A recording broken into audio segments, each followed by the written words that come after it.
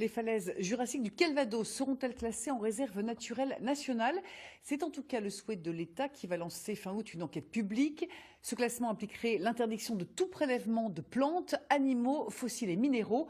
Une catastrophe pour Villers-sur-Mer et le Paléospace qui s'y opposent fortement. Sans collecte de fossiles, il n'y aurait plus de nouvelles collections à contempler dans le musée. Karine Lepeinteur avec Christophe Meunier. Pour cette famille, la passion des fossiles se transmet de génération en génération. Chacun apporte sa petite pierre pour enrichir le patrimoine familial. On a des ammonites essentiellement, des petites huîtres fossilisées. On a une petite dinde aussi de reptiles. C'est une petite collection, c'est pas quelque chose de... Mais à notre échelle, c'est quand même plutôt bien.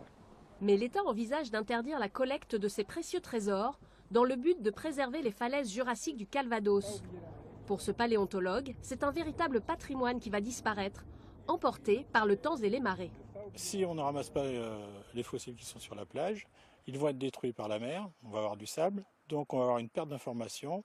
Donc ramasser les fossiles, c'est aussi préserver les fossiles qu'on trouve aux falaises. Au Paléospace, la plupart des fossiles proviennent de collections privées, de simples dons ou de formidables acquisitions, comme la collection de Max Bülow.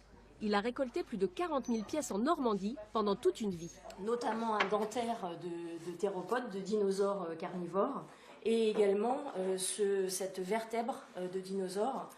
Donc vous voyez, ce sont des pièces exceptionnelles, et donc c'est le type de fossile que l'on peut retrouver à Villers-sur-Mer.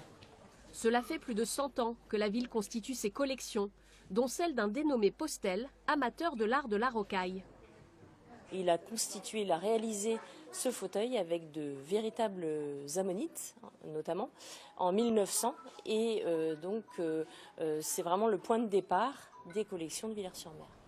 Le projet de création de réserves naturelles prévoit des dérogations pour la collecte de fossiles, mais avec les structures partenaires uniquement.